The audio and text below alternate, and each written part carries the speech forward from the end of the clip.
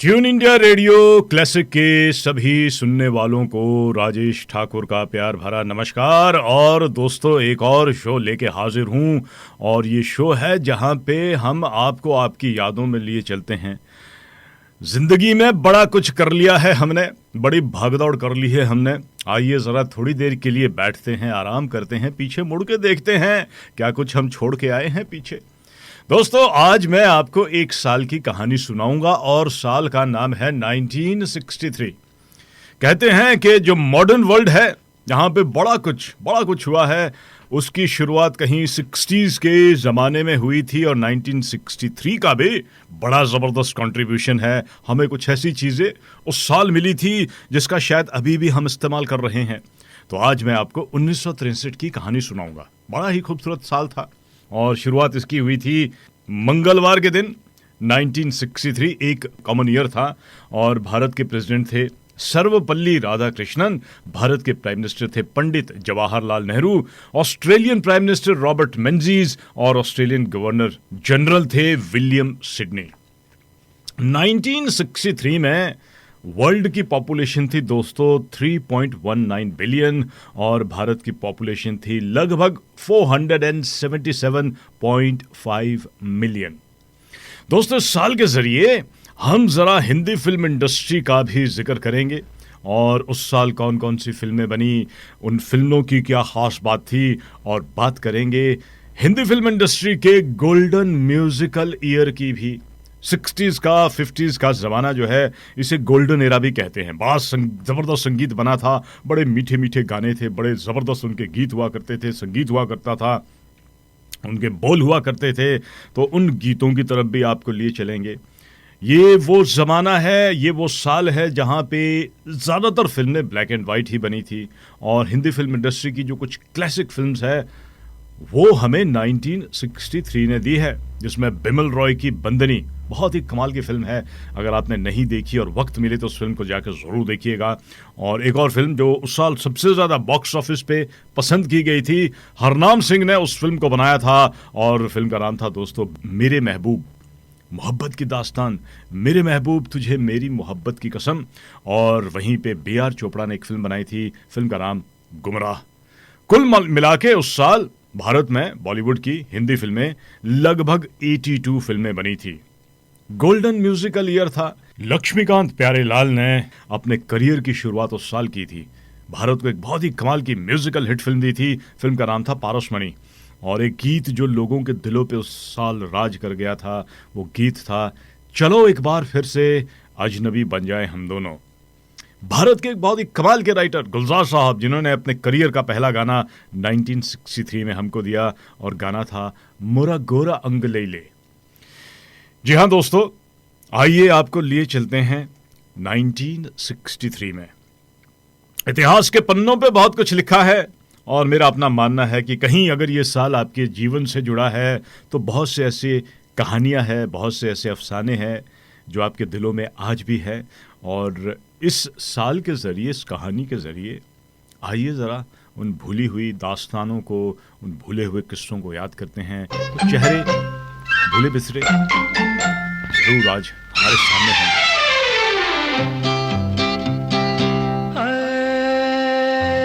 लाखों है निगाह में, जिंदगी की राह में, सनम हसीन जवान। होठों में गुलाब है, आंखों में शराब है, लेकिन वो बात कहाँ हो। लाखों है निगाह में, जिंदगी की राह में, सनम हसीन जवान।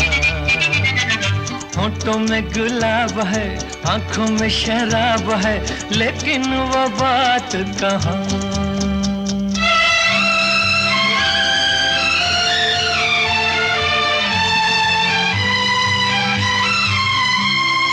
लट है किसी की जादू का जाल, रंग डाले दिल पे किसी का जमाल। लट है किसी की जादू का जाल, रंग डाले दिल पे किसी का जमाल। तौबा ये निगाहें के रोकती है राहें, तौबा ये निगाहें के रोकती है राहें। देखो ले ले के तीर कमान, लाखों है निगाह में जिंदगी की राह में सनम हसीन जवान। होठों में गुलाब है, आंखों में शराब है, लेकिन वो बात कहाँ।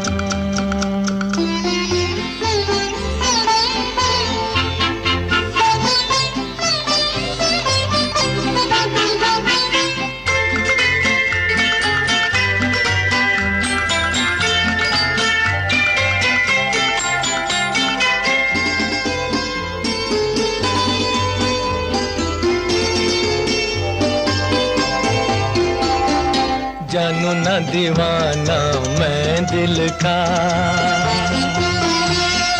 कौन है ख्यालों की मलिका। जानू ना दीवाना मैं दिल का, कौन है ख्यालों की मलिका। भीगी भीगी रुत की छाँव तले मान लो कहीं वो आन मिले। भीगी भीगी रुत की छाँव तले मान लो कहीं वो आन मिले। कैसे पहचानूं के नाम नहीं जानूं, कैसे पहचानूं के नाम नहीं जानूं। किसे ढूंढे मेरे अरमां हो। लाखों है निगाह में जिंदगी की राह में सनम हसीन जवान। होठों में गुलाब है, आंखों में शराब है, लेकिन वो बात कहाँ।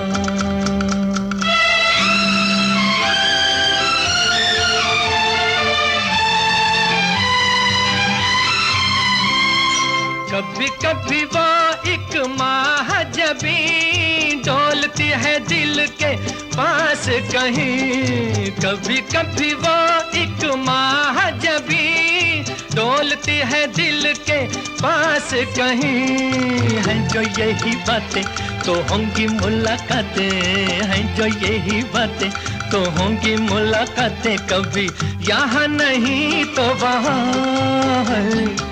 लाखों है निगाह में जिंदगी की राह में सनम हसीन जवान।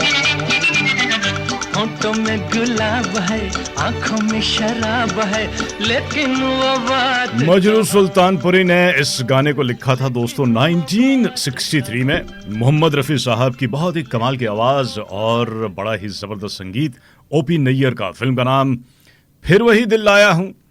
1963 की कहानी दोस्तों। साल अगर हम फिल्मों की बातचीत करते हैं, भारत में जो फिल्में बनी थी एक से बढ़कर एक फिल्में हैं। बहुत सारी ऐसी फिल्में हैं जो आज भी अगर अपने परिवार के साथ बैठ के आप देखेंगे तो आपको लगेगा कि ये फिल्म हाल ही में बनी है। एंड मेरा पूरा विश्वास है जो भी हमारे लिसनर है आपकी भी कोई ना कोई कहानी 1963 की होगी। मेरी ज़िंदगी से ये साल इसलिए जुड़ा है कि इस साल में जो मेरी सबसे बड़ी बहन है उनका जन्म हुआ था।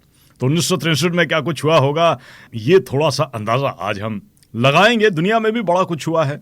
संगीत का जैसे मैं जिक्र कर रहा हूं, भारत में बड़ी कमाल की फिल्में बनी है, बड़ा कमाल का संगीत था। दुनिया में उस साल एक शुरुआत हुई थी जिसे बीटल मानिया भी कहते हैं। बीटल्स ये वेस्टर्न वर्ल्ड में एक बहुत ही कमाल का बैंड है और एक्चुअल में इस साल इन्होंने अपने जो बीटल मानिया जिसकी हम बातचीत करते क्रेज हुआ था, लगभग 10-12 साल तक लोग जो थे वो संगीत के दीवाने थे। और संगीत के दीवानों का मतलब कि बीटल के दीवाने थे।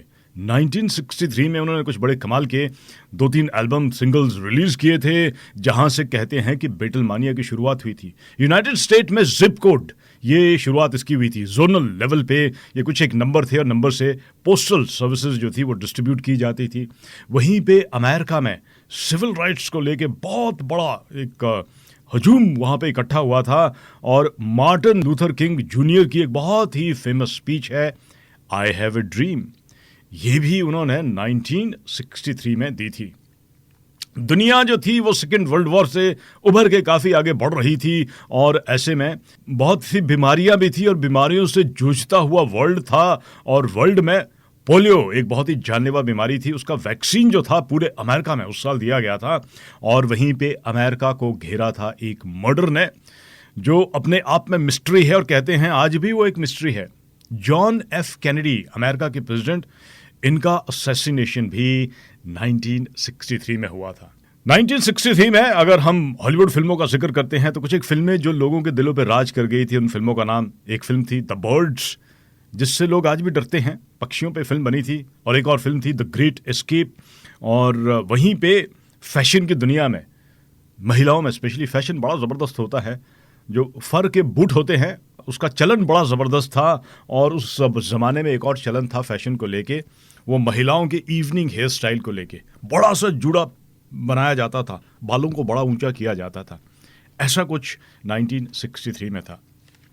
भारत में जो बॉक्स ऑफिस पे 10 सबसे बड़ी फिल्में हैं, उन फिल्मों का मैं आपको नाम बता देता हूं तो थोड़ा सा हमें आइडिया लगता है कि उस साल जो लोग बाग थे वो क्या देखना पसंद करते थे। हमारी फिल्में जो है हमारी ज़िंदगी का बहुत ही अहम हिस्सा होती है, और जिन फिल्मों को हम बहुत ज़्यादा पसंद करते हैं, कहीं ना कहीं वो उस साल के बारे में या क्या हम सोचते हैं, क्या हम चाहते हैं, वो फिल्में हमें बताती है। 1963 में जिस फिल्म को बॉक्स ऑफिस पे सबसे ज़्यादा पसंद किया था, उस फिल्म का नाम था दोस्तों मेरे महबूब। नंबर 1 फिल्म बॉक्स ऑफिस पे, कमर्शियल जो सक्सेस फिल्मों की हम बातचीत करते हैं। दूसरे नंबर पर रही थी फिल्म ताजमहल, तीसरे नंबर पर रही थी फिर वही दिल लाया हूँ, चौथे नंबर पर गुमराह, पांचवें नंबर पर दिल एक मंदिर। ये सारी फिल्में हैं जो लव स्टोरी है, रिश्तों की बातचीत करती है, रिश्तों के साथ साथ रिस्पॉन्सिबिलिटी इंसान की ज़िंदगी में आती है उसकी बातचीत करती है, और सेक्रीफाइस क्या होता है, त्याग क्या होता है, ये फिल्में उसका जिक्र करती है। इसके साथ साथ छठे नंबर पर रही थी तेरे घर के सामने, सातवें नंबर पर शिकारी, आठवें नंबर पर मुझे जीने दो, नवें नंबर पर गहरा दाग, और 10वें नंबर पर बंदनी। अच्छा, इन 10 नंबर में 2 फिल्में ऐसी भी है जो डाकुओं की जिंदगी पे बनी है। हॉलीवुड फिल्मों का इन्फ्लुएंस भारत में हमेशा से रहा है, तो उस ज़माने में हॉलीवुड में बड़ी ज़बरदस्त डाकुओं की फिल्में बनी थी, और कहीं ना कहीं भारत ने अपने हिसाब से चंबल के डाकुओं की तस्वीर और या उनकी ज़िंदगी से जुड़ी कुछ एक फिल्में उस साल बनी थी। 1963 में बहुत ही कमाल का संगीत बना है दोस्तों, और ऐसी ही एक फिल्म है, फिल्म का नाम है गुमराह, और उसके बहुत ही कमाल के गाने हैं। आइए उस गीत के ज़रिए 1963 को महसूस करते हैं।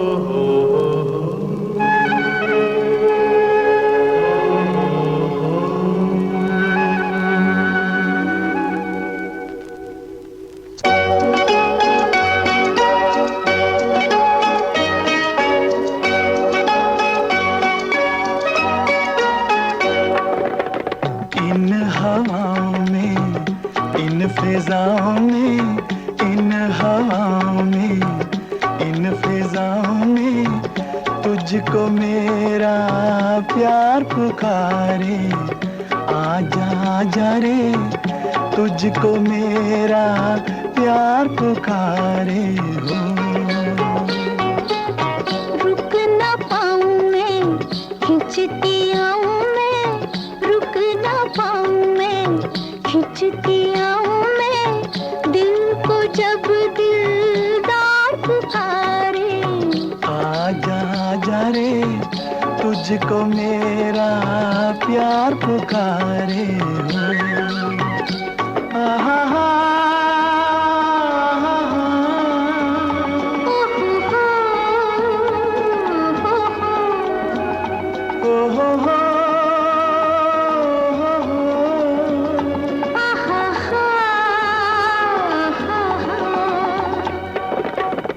तुझसे रंगत, तुझसे मस्ती, इन झरनों में, इन फूलों में।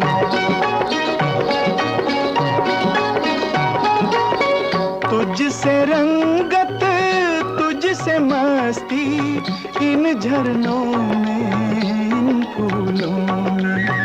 तेरे दम से मेरी हस्ती झूले चाहत के झूलों में। मचली जाए शोख मंगे, मचली जाए शोख मंगे, दो बाहों का हार पुकारे। आजा आजा रे तुझको मेरा प्यार पुकारे हो।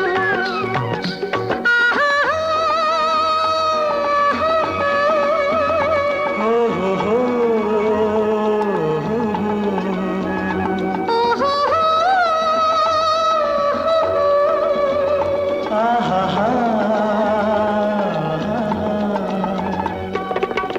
दिल में तेरे दिल की धड़कन, आँख में तेरी आँख का जादू।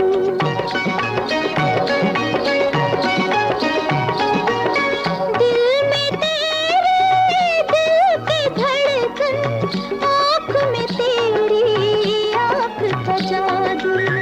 लब पर तेरे लब के साए, सांस में तेरी सांस की खुशबू।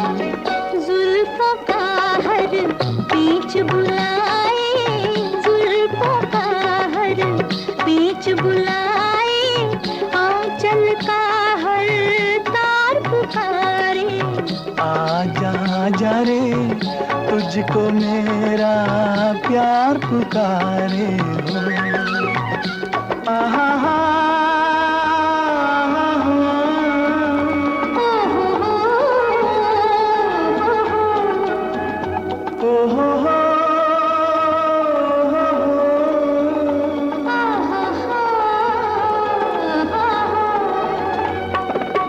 लाख बलाएं सर पर टूटे, अब ये सुहाना साथ न छूटे।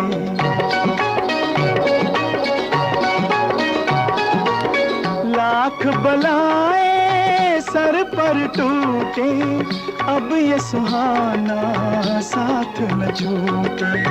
तन से चाहे जा छूट जाए, हाथ से तेरा हाथ न छूटे।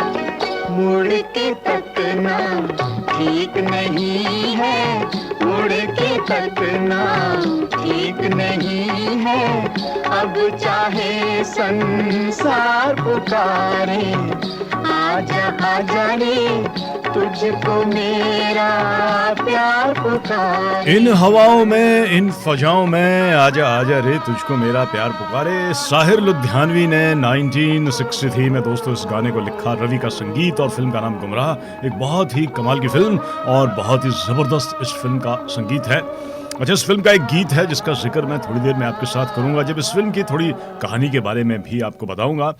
1963 दोस्तों, उस साल कहते हैं कि बहुत सारी ऐसी चीजें उस जमाने में, उस साल में बनी थी जो आज भी हमारे आसपास हैं। दुनिया को 1963 ने स्माइली फेस दिया था। इमोजी में आजकल आप भेजते हैं ना जब खुश होते हैं। अब धीरे धीरे वो जमाना आ गया है जब हम शब्द नहीं लिखते हैं, हम तस्वीरों का इस्तेमाल करते हैं। इसकी शुरुआत 1963 में हुई थी। हुआ ये कि अमेरिका में म्यूचुअल लाइफ इंश्योरेंस कंपनी है, या state mutual life insurance company है, वहाँ के जो कंपनी का जो भी बोर्ड था, उन्होंने एक बंदे को हायर किया, उसका नाम था हार्वी बेल। और उन्होंने कहा कि देखिए यार, हमारे एम्प्लॉय जो है बड़े ग्रम्पी रहते हैं, बड़े दुखी रहते हैं, इनके चेहरे पे स्माइल लाने के लिए कुछ तो कीजिए आप। तो स्माइली फेस इन्होंने इन्वेंट किया था। और इनिशियली शुरुआत में जब ये स्माइली फेस आया था तो सिर्फ एक स्माइली फेस था, लेकिन लोग बाग इसको उल्टा कर देते थे, तो वो स्माइली फेस जो था वो कुछ और ही बन जाता था। फिर बाद में इन्होंने उसमें 2 डॉट लगाए, आइज बनाई, ताकि वो उल्टा ना हो सके। तो 1963 ने हमको स्माइली फेस दिया।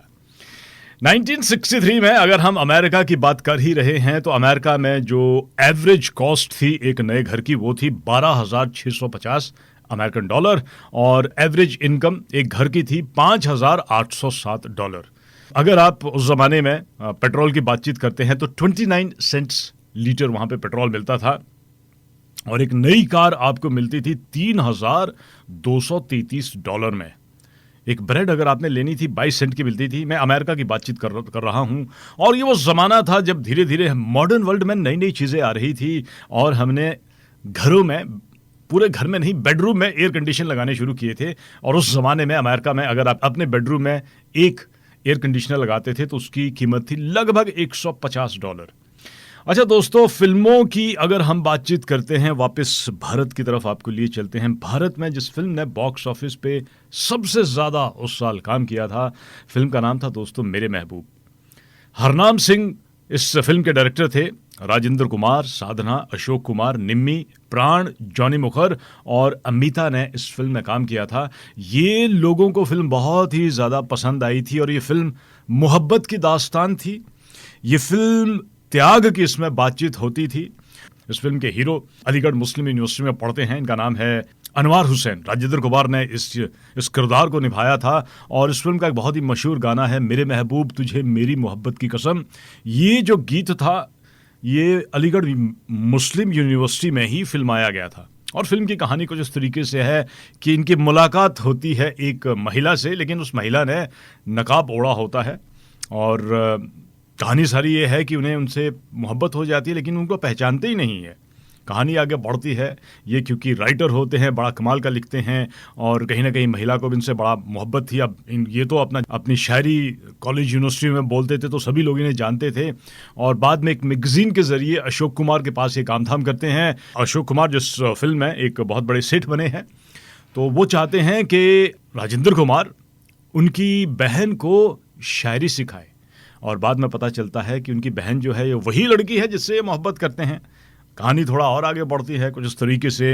हालांकि अशोक कुमार भी चाहते हैं कि उन दोनों के बीच में शादी हो तो रिश्ता विश्ता बनता है, लेकिन कहानी में मोड़ तब आता है जब ये पता चलता है कि अशोक कुमार जो है तो नाम के सेठ, लेकिन उनके पास बड़ा ज़बरदस्त कर्जा है और कर्जे के चक्करों में वो अल्टीमेटली डिसाइड करते हैं कि उनकी बहन जो है किसी दूसरे आदमी से शादी करे जिनके पास धनवन है और उनकी कोठी बिकने से बच जाएगी। तो ये कुछ कहानी आगे पीछे इस तरीके से बढ़ जाती है। ये फिल्म जो थी अपने गानों के लिए बहुत ही मशहूर हुई थी। नौशाद साहब ने इसका संगीत दिया था, शकील साहब ने इस फिल्म के गाने लिखे थे। और गाने क्या है जनाब, बड़े ही ज़बरदस्त गाने हैं। इस फिल्म का मैं वही गीत आपको सुनाता हूँ जो उस साल लोगों ने बड़ा पसंद किया था। मेरे महबूब तुझे मेरी मोहब्बत की कसम, मेरे महबूब तुझे मेरी मोहब्बत की कसम, फिर मुझे नरगिसी आँखों का सहारा दे दे, मेरा खोया हुआ रंगीन नजारा दे दे, मेरे महबूब तुझे मेरी मोहब्बत की कसम।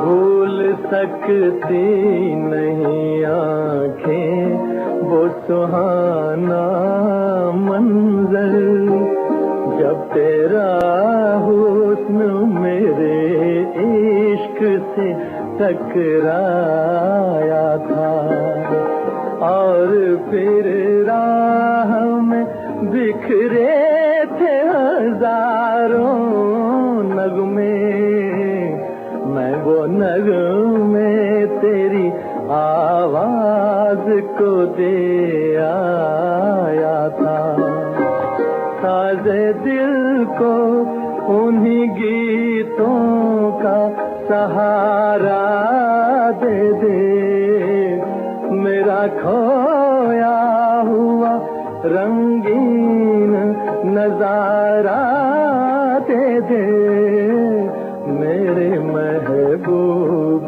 तुझे मेरी मोहब्बत की कसम।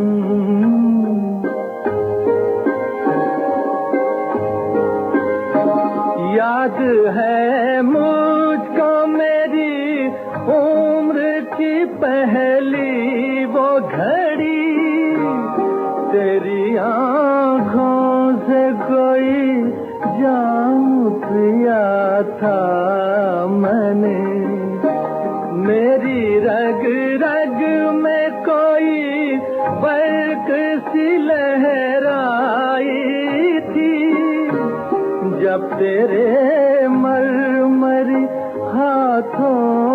छुआ था मैंने, आ मुझे फिर उन्हीं हाथों का सहारा दे दे, मेरा खोया हुआ रंगीन नजारा दे दे, मेरे महबूब तुझे मेरी मोहब्बत की कसम।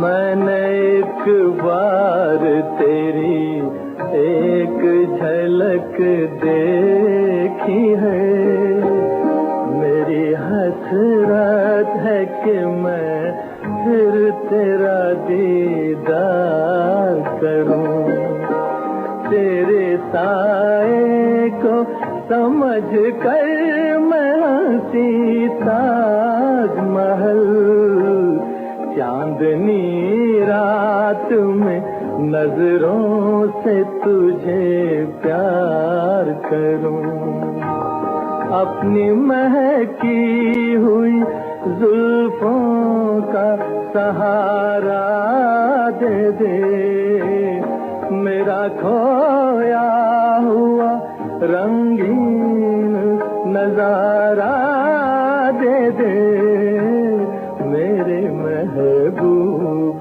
तुझे मेरी मोहब्बत की कसम।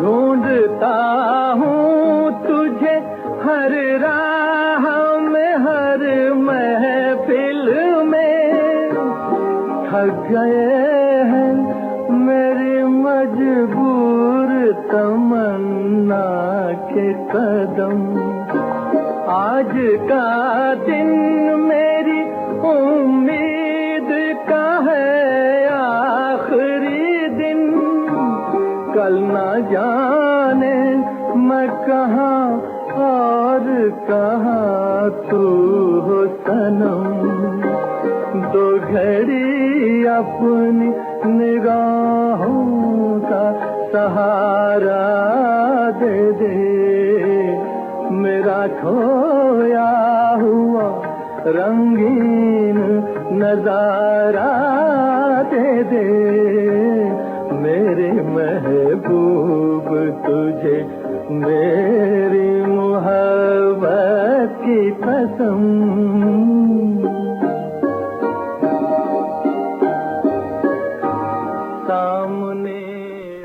ट्यून इंडिया रेडियो पे दोस्तों, मैं हूं राजेश ठाकुर आपके वीकली रेडियो क्लासिक शो के साथ, और आज मैं आपको सुना रहा हूं एक साल की कहानी, और साल का नाम है दोस्तों 1963। 1963 जो बहुत से एक्सपर्ट का मानना है कि मॉडर्न वर्ल्ड की शुरुआत लगभग उस ज़माने में हुई थी, और उस ज़माने ने जो चीज़ें हमें दी थी आज भी कहीं ना कहीं उन चीज़ों का इस्तेमाल हम कर रहे हैं।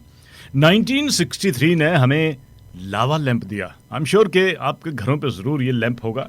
ये इन्वेंट हुआ था 1963 में, और एडवर्ड सी वॉकर ने इसे इन्वेंट किया था, और आज भी ये मैन्युफैक्चर होता है। अच्छा दोस्तों, 1963 एक ऐसी घटना के लिए भी जाना जाता है जिसने अमेरिका को हिला के रख दिया था। लगभग वो 3 दिन का एपिसोड जो कि इतिहास के पन्नों पे दर्ज है, और बहुत सारे लोग कहते हैं कि आज भी वो अपने आप में मिस्ट्री है, एक कॉन्स्पिरेसी थ्योरी उसके आसपास घूमती है। और ये नवंबर के महीने में अमेरिका में हुआ था, जब अमेरिका के प्रेसिडेंट जॉन एफ कैनेडी का असैसिनेशन हुआ था। 22 नवंबर की सुबह थी, शुक्रवार का दिन था, और टेक्सास के डैलस में जॉन एफ कैनेडी की हत्या कर दी गई थी। और लगभग दोपहर 1 बजे वहाँ का जो लोकल हॉस्पिटल है, उसका नाम है पार्कलैंड हॉस्पिटल, उन्होंने अनाउंस किया कि जॉन एफ कैनेडी अब इस दुनिया में नहीं है। और उसके लगभग 2 घंटे के भीतर भीतर प्रेसिडेंट लिंडन बी जॉनसन को अमेरिका का प्रेसिडेंट बनाया गया। अच्छा, 1 बजे जब ये डिक्लेयर किया गया कि अब उनका देहांत हो गया है, तो वहीं पे जो भी लोग बाग इस पूरे असैसिनेशन को जिन्होंने देखा था, उन्होंने एक डिस्क्रिप्शन पुलिस को दी कि इस तरीके का ये सस्पेक्ट है। और लगभग 35 मिनट बाद उस शख्स को ढूंढा गया। उसका नाम था ली हार्वी, और जो भी पुलिस ऑफिसर वहाँ पे था उन्होंने कहा कि अब पुलिस का जो अपना प्रोसेस होता है, इनका नाम था जेडी तिपीटी। उन्होंने कहा कि आप ज़रा पुलिस पेट्रोल कार के पास आइए, और इस बंदे ने यानी ली हार्वी ने उस पुलिस ऑफिसर को भी गोली मार दी और वहाँ से भाग गया। उसके बाद नज़दीकी कोई थिएटर था, बिना टिकट के वहाँ पे एंटर हुआ, लेकिन पुलिस ने लगभग 10 मिनट के अंदर अंदर उसे पकड़ लिया।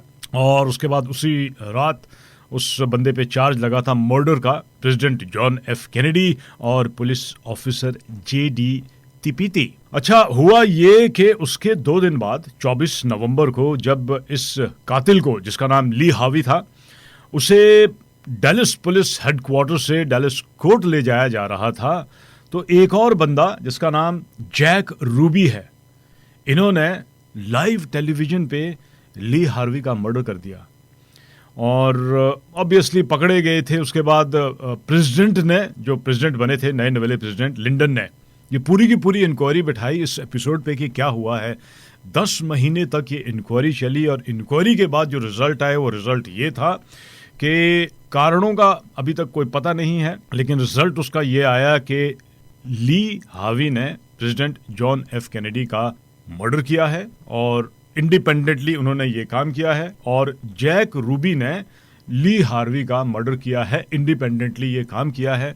अब इसके पास पीछे बहुत सारी थ्योरियां है, क्यों किया, क्या किया, कुछ पता नहीं चला, लेकिन आज भी इतने सालों बाद अपने आप में ये एक मिस्ट्री बना है कि इसके पीछे मोटिव क्या था, क्यों किया, किसने किया। बड़े अलग अलग थ्योरीज है, बड़ा कुछ किताबों में भी है और इतिहास के पन्नों पर भी है, लेकिन अपने आप में ये एक ऐसा केस है जिसकी वजह से 1963 को याद किया जाता है।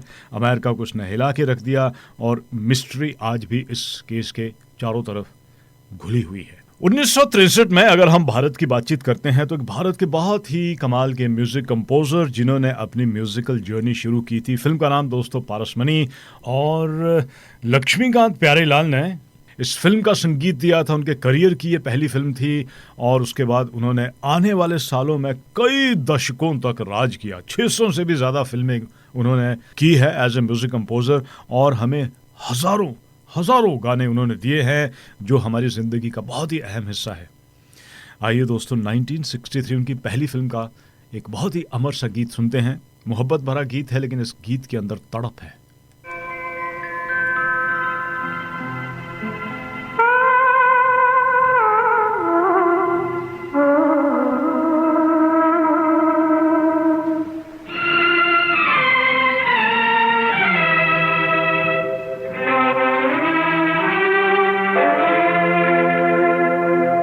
जब याद आए,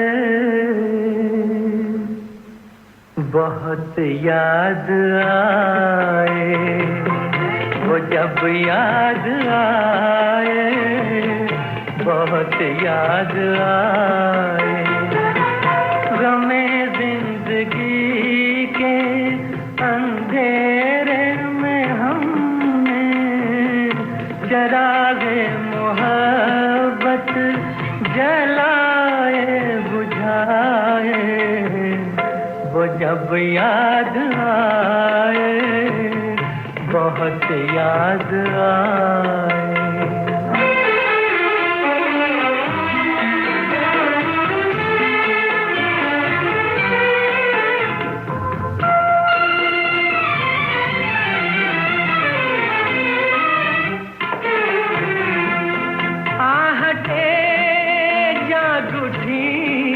रास्ते हंस दिए, थाम कर दिल उठे हम किसी के लिए। कई बार ऐसा भी धोखा हुआ है, चले आ रहे हैं वो नजरें झुकाए, वो जब याद आए, बहुत याद आए, वो जब याद आए, बहुत याद आए, हमें जिंदगी के अंधेरे में हमने चरागे मोहब्बत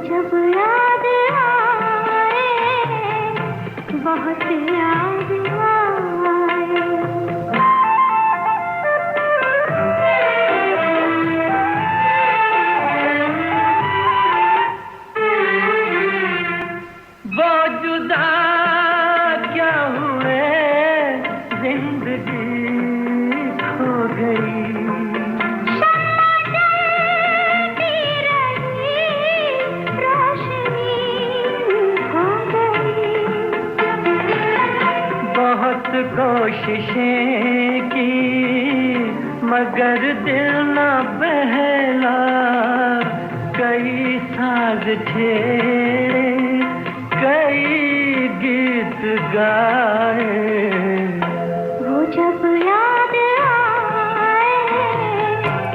मोहम्मद रफ़ी साहब और लता मंगेशकर की आवाज़ में दोस्तों ये गाना 1963 में। फिल्म का नाम पारसमणि। लक्ष्मीकांत प्यारेलाल की ये पहली फिल्म थी अपने करियर की, जिन्हें एलपी के नाम से भी जाना जाता था। और क्या कमाल के उन्होंने गाने दिए। असद भोपाली ने इस गाने को लिखा, वो जब याद आए, बहुत याद आए।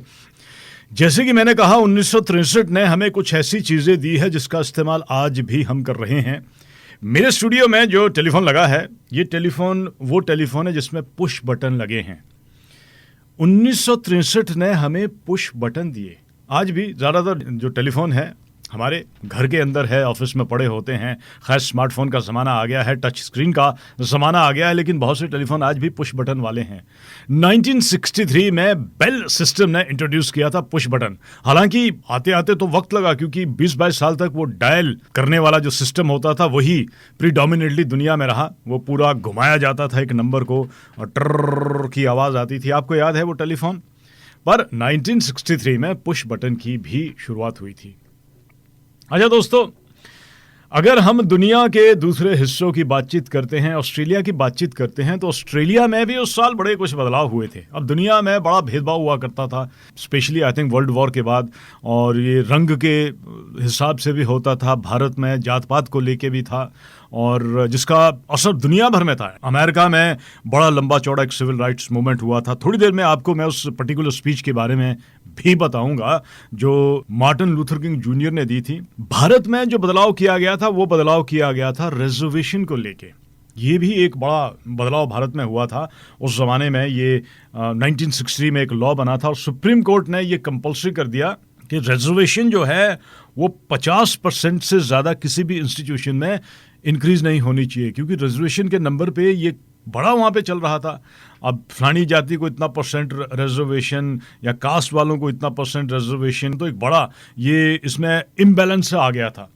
तो सुप्रीम कोर्ट ने उस साल ये डिसाइड किया, कहा कि देखिए रिजर्वेशन कीजिए आप, लेकिन जिस मर्जी इंस्टीट्यूशन में ये 50% से ज़्यादा नहीं बढ़ना चाहिए। ऑस्ट्रेलिया में भी उस साल एक बड़ा इंपॉर्टेंट डिसीजन लिया गया था। ऑस्ट्रेलिया में उस साल फेडरल इलेक्शन हुआ था और कोalition पार्टी 10 सीट की मेजॉरिटी से जीती थी। ऑस्ट्रेलियन लेबर पार्टी को हराया था और ये इलेक्शन जो था वो हाउस ऑफ रिप्रेजेंटेटिव के लिए हुआ था।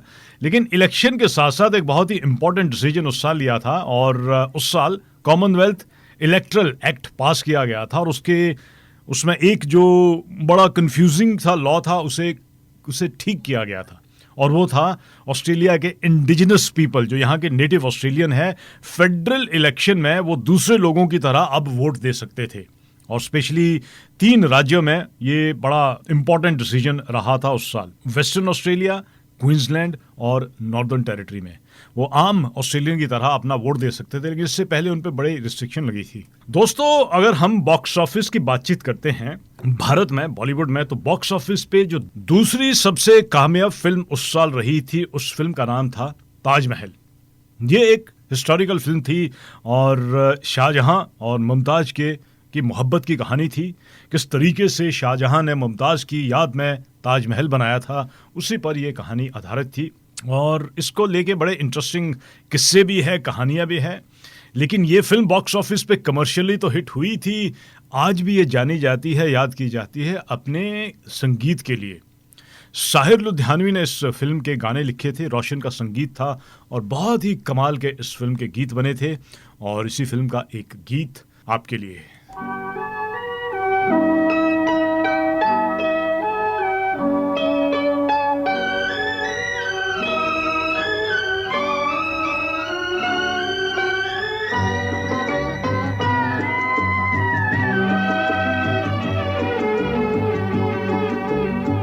जो वादा किया वो निभाना पड़ेगा, रोके ज़माना चाहे रोके खुदाई, तुमको आना पड़ेगा। जो वादा किया वो निभाना पड़ेगा।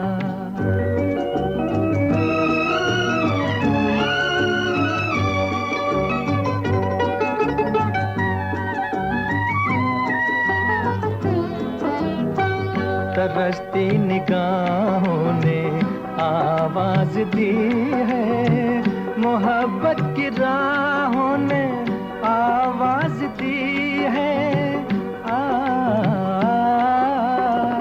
जाने हया जाने अदा छोड़ो तरसाना तुमको आना पड़ेगा, जो वादा किया वो निभाना पड़ेगा। ये माना हमें जैसे जाना पड़ेगा, पर ये समझ लो तुमने जब भी पुकारा हमको आना पड़ेगा, जो वादा किया वो निभाना पड़ेगा।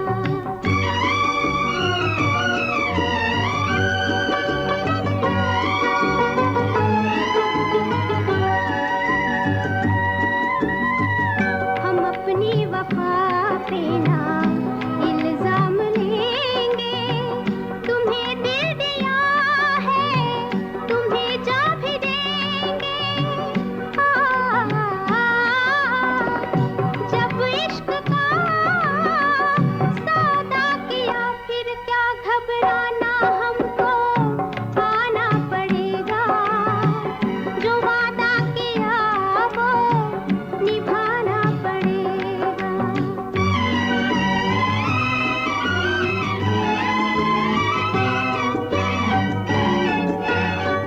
चमकते हैं जब तक ये चांद और तारे, न टूटेंगे अब अहदो पैमा हमारे। एक दूसरा जब दे सदा हो के दीवाना, हमको आना पड़ेगा, जो वादा किया वो निभाना पड़ेगा, निभाना पड़ेगा। 1963 ने दोस्तों दुनिया को बड़ी कमाल की चीजें दी है। मॉडर्न वर्ल्ड में हम माउस का इस्तेमाल करते हैं, उसकी शुरुआत 1963 में ही हुई थी। इंगलबार्ट ने 1963 में दुनिया को कंप्यूटर का माउस दिया, और कहानी सारी इसकी थी कि ये स्टैनफोर्ड रिसर्च इंस्टीट्यूट में कोई कंप्यूटर से जुड़ा हुआ काम धाम कर रहे थे, कोई कॉन्फ्रेंस वहाँ पे चल रही थी 1961 में। तो इन्होंने वहाँ पे रियलाइज़ किया कि यार ये जो भी ग्राफिक हम डिस्प्ले कर रहे हैं स्क्रीन पे, इसको कंट्रोल करने के लिए अभी जो भी पॉइंटर होता है कुछ ऐसा होना चाहिए जो ये इसको कंट्रोल करे, उस पॉइंटर को कंट्रोल करे। अब कीबोर्ड के साथ वो हिलाना पड़ता था। फिर उन्होंने उनके दिमाग में जो भी आइडिया आया कि मैं एक बॉक्स सा बनाऊँगा, बॉक्स के ऊपर कोई व्हील मैं इजाद करूँगा, फिर उसके ज़रिए हम उसे कंट्रोल करेंगे। अल्टीमेटली ये हमें कंप्यूटर माउस दिया गया। अच्छा दोस्तों, 1963 में बॉक्स ऑफिस पे तीसरी जो सबसे कामयाब फिल्म रही थी, जिसे लोगों ने बड़ा पसंद किया था, उस फिल्म का नाम था दोस्तों फिर वही दिल लाया हूँ। नासिर हुसैन ने इस फिल्म को डायरेक्ट किया था, नासिर हुसैन ने ही इस फिल्म को प्रोड्यूस किया था, और फिल्म का संगीत ओपी नैयर का। जॉय मुखर्जी, आशा पारेख और प्राण ने इस फिल्म में काम किया था। कहानी इस फिल्म की ख्वाबों ख्यालों वाली कहानी थी, रिश्तों की कहानी थी, त्याग की कहानी थी, मोहब्बत की कहानी थी। ये वो साल था जब लोग जो थे वो दूसरी दुनिया में जाना चाहते थे, रियलिस्टिक वर्ल्ड से थोड़ा दूर ही जाते थे, और वैसे ही कुछ इस फिल्म की कहानी थी। उस ज़माने में जो समाज में हो रहा था कुछ वैसा ही इस फिल्म के अंदर भी दिखाया गया था। फिल्म में एक हस्बैंड और वाइफ है जिनके बीच में अनबन है, और किसी वजह से वो इस मकाम तक पहुंच जाते हैं कि वाइफ जो है वो अपने बेटे को लेके डिसअपीयर हो जाती है। और काफ़ी सालों बाद जब बेटा बड़ा हो जाता है तो एक मिडिल क्लास फैमिली में रह रहे होते हैं, वही फिर आगे प्यार मोहब्बत होता है। ये लोग घूमने कश्मीर जाते हैं। उस ज़माने में लोग बाग कश्मीर में बड़ी फिल्मों की शूटिंग होती थी, और कश्मीर में इनकी मुलाकात एक महिला से होती है, प्यार मोहब्बत होता है। अल्टीमेटली ये लड़का जो है अपने असली बाप से मिलता है। फिर माँ को पता चलता है कि ये क्या कहानी हो गई है, क्यों उन्होंने उसको एब्डक्ट किया था। तो इस तरीके से कहानी आगे बढ़ती है, लेकिन ये प्यार मोहब्बत की कहानी है, रिश्तों की कहानी है। संगीत इस फिल्म का बहुत ही ज़बरदस्त मशहूर हुआ, एक से बढ़कर एक इस फिल्म के गाने हैं। ओपी नैयर साहब के बारे में कहा जाता है कि ये उनका गोल्डन ईयर था, और बड़े कमाल के इस फिल्म के गाने भी बने। और इसी फिल्म का टाइटल ट्रैक मोहम्मद रफ़ी की आवाज़, और गाना है दोस्तों फिर वही दिल लाया हूँ।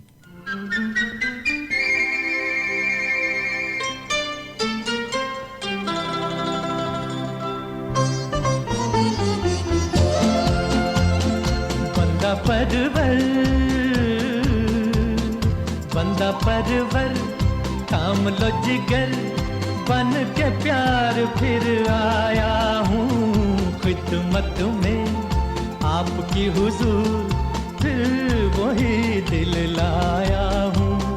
बंदा परवर, थाम लो जिगर, बन के प्यार फिर आया हूँ खिदमत में आपकी हुजूर, फिर वही दिल लाया हूँ।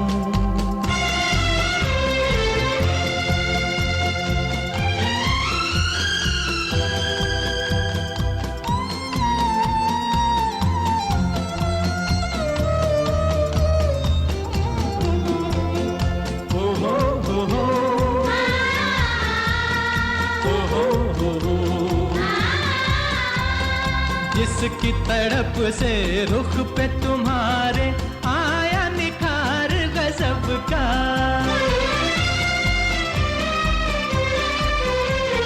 जिसकी तड़प से रुख पे तुम्हारे आया निखार गजब का, जिसके लहू से और भी चमका रंग तुम्हारे लब का, ये सुखले जंजीर बने और भी तुम तस्वीर बने, आईना दिलदार का नजराना प्यार का, फिर वही दिल लाया हूँ।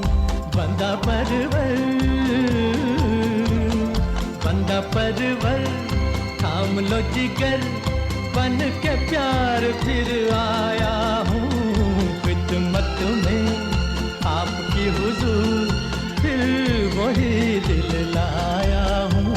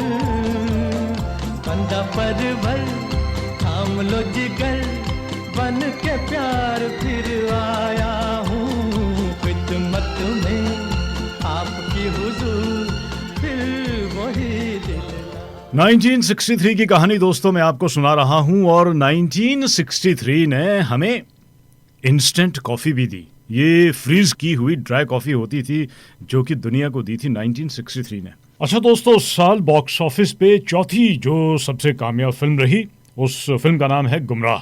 B.R. चोपड़ा ने इस फिल्म को डायरेक्ट किया था, उन्होंने ही इस फिल्म को प्रोड्यूस किया था। फिल्म में काम कर रहे थे सुनील दत्त, अशोक कुमार, माला सिन्हा, निरूपा राय और शशि कला। रवि का संगीत था, बहुत ही कमाल के इस फिल्म के गाने हैं। और जहाँ तक इस फिल्म का सवाल है, ये फिल्म एक ऐसी महिला की कहानी है जो कि अपनी भावनाओं में, अपनी फीलिंग में और अपने परिवार के लिए, अपने हस्बैंड के लिए जो ड्यूटी होती है, रिस्पॉन्सिबिलिटी होती है, उस कश्मकश में गुम हुई कहानी है और फिल्म का नाम है गुमराह। दो बहनों की कहानी है और एक बहन जो है उनकी शादी हुई है जो कि मुंबई में अपने हस्बैंड के साथ रहती है। अशोक कुमार उनके हस्बैंड है और निरूपा राय वो बड़ी बहन है और छोटी बहन माला सिन्हा उनका नाम है मीना। नैनीताल के ये एक परिवार में रहती है और नैनीताल में मीना यानी माला सिन्हा को प्यार होता है। लोकल वहाँ पे एक सिंगर आर्टिस्ट है जो फिल्म में काम किया था सुनील दत्त, उनके साथ इनको प्यार मोहब्बत है। अच्छा, होता यह है कि छुट्टियों में जब उनकी बड़ी बहन नैनीताल में आती है तो उन्हें पता चलता है कि छोटी बहन को प्यार है राजेंद्र से और वो उनसे शादी करना चाहती है, तो सीक्रेटली वो ये सब कुछ इंतज़ाम करती है कि इनका कुछ हम ब्याह करें। और होता ये है कि एक्सीडेंट होता है नैनीताल में और इनकी बड़ी बहन का देहांत हो जाता है। अच्छा, इनके हस्बैंड अशोक कुमार को ये पता नहीं है कि माला सिन्हा यानी कि इनकी छोटी बहन या इनकी जो साली है मीना, वो किसी राजेंद्र नाम के लड़के से प्यार करती है। और कहानी जब आगे बढ़ती है कि इनकी बड़ी बहन के जो बच्चे हैं, जब सौतेली माँ घर पे आएंगी, छोटे बच्चे हैं तो परेशान हो जाएंगे और घर पे कुछ उस तरीके का माहौल बनता है, प्रेशर बनता है। इनकी शादी हो जाती है इनके अपने जीजा के साथ कि बच्चों की अच्छी देखभाल हो जाएगी। कहानी थोड़ी और आगे बढ़ती है और मोड़ तब आता है जब ये दोबारा से मिलती है सुनील दत्त से। तो कुछ पुरानी जो भी भावनाएं, जो इनका प्यार उनके लिए था, वो जाग उठता है और सुनील दत्त भी इस बीच मुंबई पहुंच जाते हैं। तो फिल्म के बड़े उतार चढ़ाव है और इसमें अशोक कुमार को पता नहीं होता इसके बारे में कि कुछ ऐसा चल रहा है, तो बीच में थोड़ा इन्हें शक होता है और अंत में ये पता चलता है कि ये जो कहानी है बड़ा कॉम्प्लिकेटेड सा ये किस्सा बना हुआ है, किस तरीके से अपनी बहन के लिए, अपने बच्चों के लिए इन्होंने अपने प्यार को सेक्रीफाइस किया है। तो अशोक कुमार उन्हें कहते हैं कि आप अपनी प्यार को निभाइए और आ जाइए, आप सुनील दत्त से शादी कर लीजिएगा। लेकिन ये कहती है आखिर में अपने सुनील दत्त को वापस भेज देती है और कहती है कि मैं सिर्फ मिसेस अशोक हूँ, यानी अशोक कुमार का नाम अशोक ही था उस फिल्म में, और मैं मीना नहीं हूँ। तो आखिर में सुनील दत्त वापस चले जाते हैं नैनीताल। इस फिल्म का एक गीत है दोस्तों, ये गाना उस साल बहुत ही मशहूर हुआ था और ये वो गीत है जहाँ पे आखिर में सुनील दत्त इस गीत को गाते हैं जब उन्हें कहा जाता है कि अब आप वापस चले जाइए और हमारा जो रिश्ता था वो रिश्ता एक ज़माने में था, अब रिश्ता ख़त्म हो गया है। साहिर लुधियानवी ने इस गाने को लिखा था, रवि का संगीत है और कहते हैं कि ये गीत साहिर की अपनी ज़िंदगी से जुड़ा हुआ था। उन्हें किसी महिला से प्यार था, मोहब्बत था और वो नहीं हो पाया और जिस दिन कहते हैं उस महिला की शादी हुई थी, साहिर लुधियानवी ने उस रात वो गाना लिखा था और उस गीत के लगभग वही भाव इस फिल्म में जब बने थे तो यहाँ पे इस गीत का इस्तेमाल किया गया। बड़ा ही मशहूर वो गाना हुआ महेंद्र कपूर की आवाज़ में। आइए दोस्तों उसी लाजवाब गीत को सुनते हैं।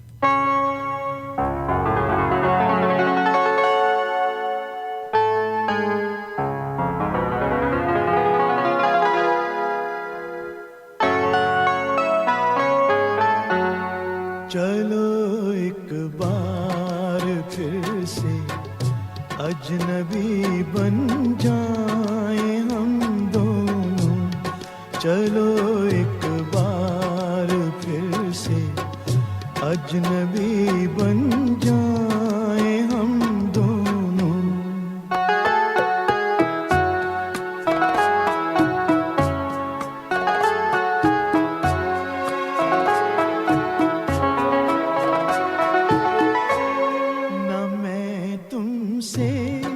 कोई उम्मीद रखूं दिल नवाजी की, ना तुम मेरी तरफ देखो गलत अंदाज नजरों से, ना मेरे दिल की धड़कन लड़खड़ाए मेरी बातों में, ना जाहिर हो तुम्हारी कश्मकश का राज नजरों से। चलो एक बार फिर से अजनबी बन जाए हम दोनों। चलो एक बार फिर से अजनबी बन जाए हम दोनों।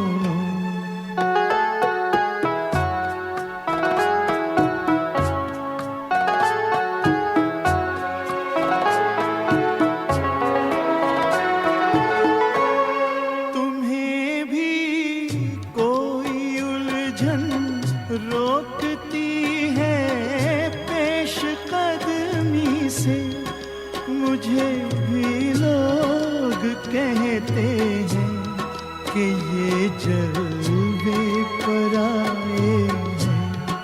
मेरे हमराह भी रुसवाइयाँ हैं मेरे माजी की, मेरे हमराह भी रुसवाइयाँ हैं मेरे माजी की।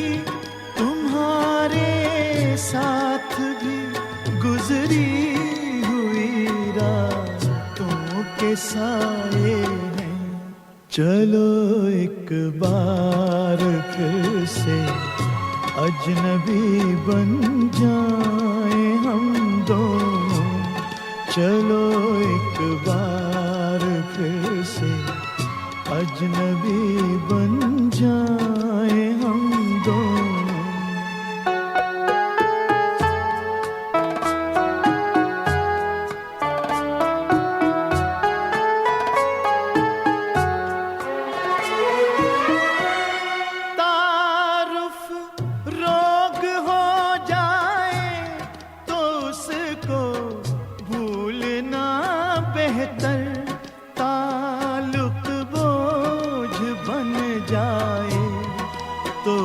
को तोड़ना अच्छा, वो अफसाना जिसे अंजाम तक लाना न हो मुमकिन। वो अफसाना जिसे अंजाम तक लाना न हो मुमकिन, उसे एक खूबसूरत मोड़ देकर छोड़ना अच्छा। चलो एक बार फिर से अजनबी बन जाए हम दोनों। चलो एक बार फिर से अजनबी बन जाए हम दोनों। चलो एक बार। 1963 की कहानी दोस्तों मैं आपको सुना रहा हूं, और उस साल दुनिया में बड़ा कुछ हुआ था।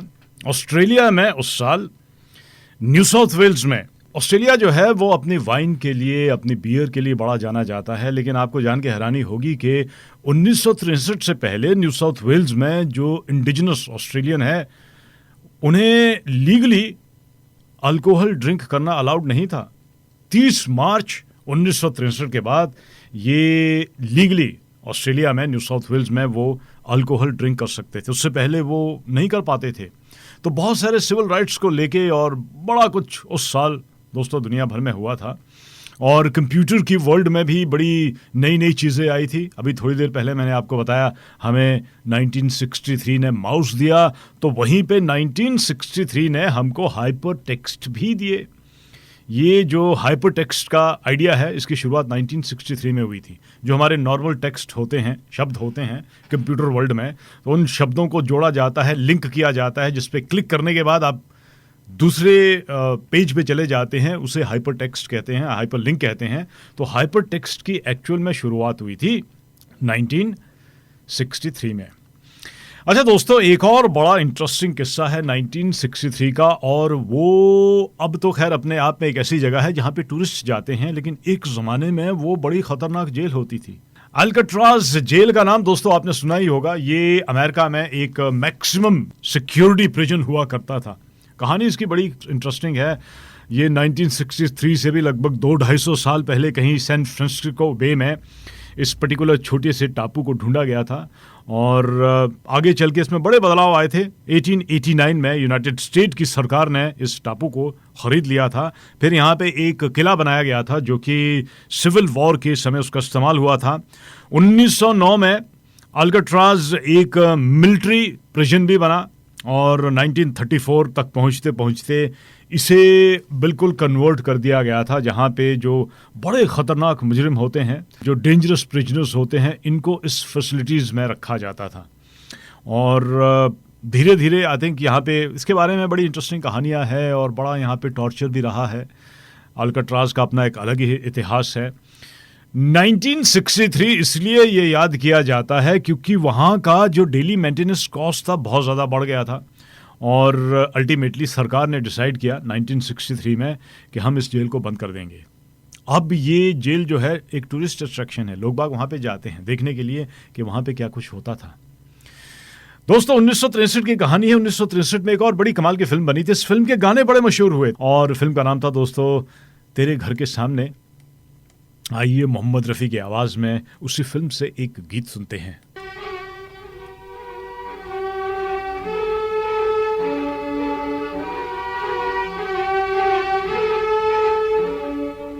दिल का भंवर करे पुकार, प्यार का राग सुनो, प्यार का राग सुनो रे। दिल का भंवर करे पुकार, प्यार का राग सुनो, प्यार का राग सुनो रे।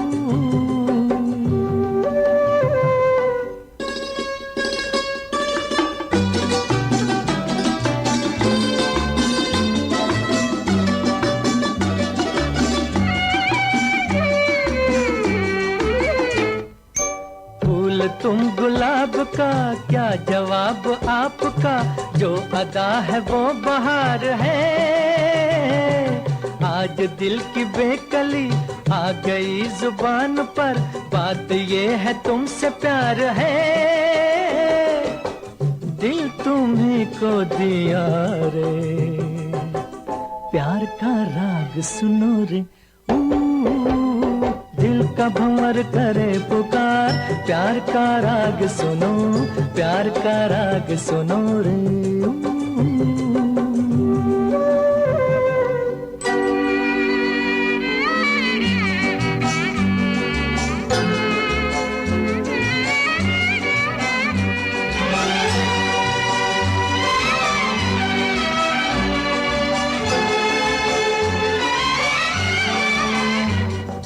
चाहे तुम मिटाना पर न तुम गिराना, आंसू की तरह निगाह से।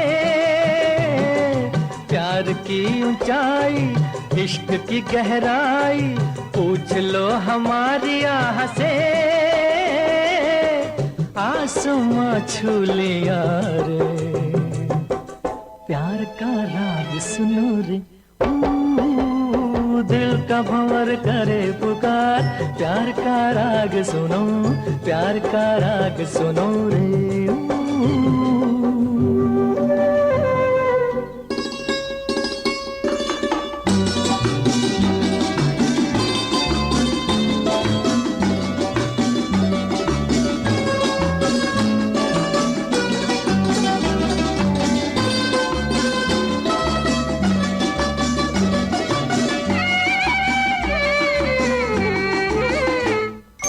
इस हंसी उतार पे हम न बैठे हार के, साया बन के साथ हम चले।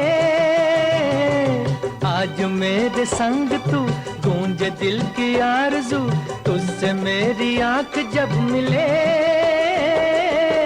जाने क्या कर दिया रे, प्यार का राग सुनो रे। दिल का भंवर करे पुकार, प्यार का राग सुनो, प्यार का राग सुनो रे।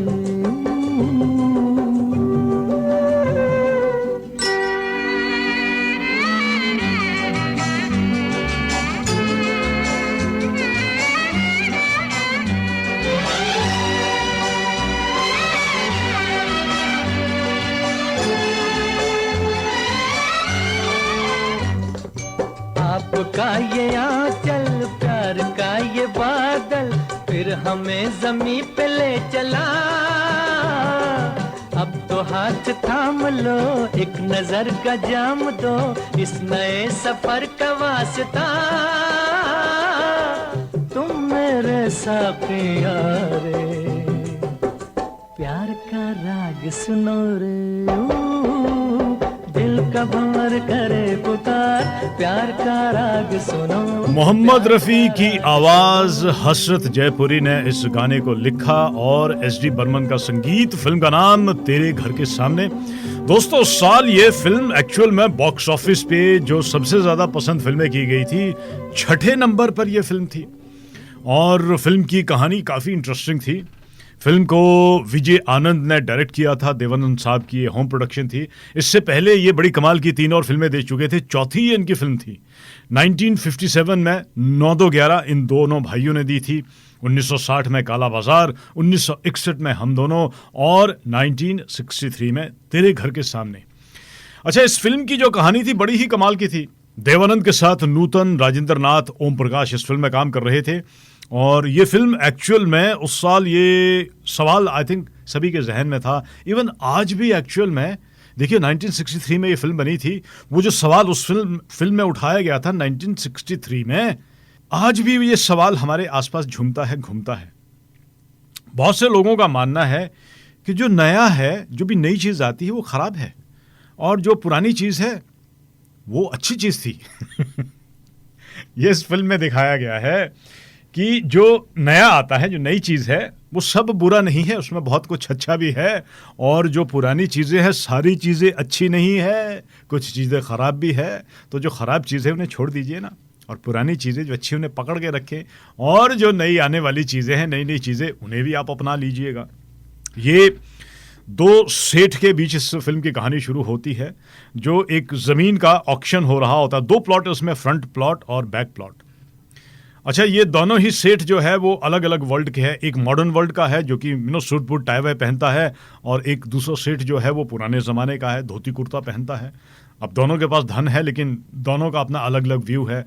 जो नया है वो कहता है कि नहीं, पुरानी चीज़ें ठीक नहीं है, पुराना ये कहते हैं कि नई चीज़ें ठीक नहीं है, हमारा पुराना सबसे बढ़िया है। तो इनके बीच में वो बोली वहाँ पे लगती है फ्रंट प्लॉट के लिए। बोली काफ़ी लेवल पे पड़ जाती है, और अल्टीमेटली इसमें से एक सेठ जो है वो उसका फ्रंट खरीदता है, तो दूसरा सेठ जो होता है वो उसकी बैक साइड, वो फ्रंट का जितना प्राइस होता है उससे भी ज़्यादा में ख़रीद लेता है।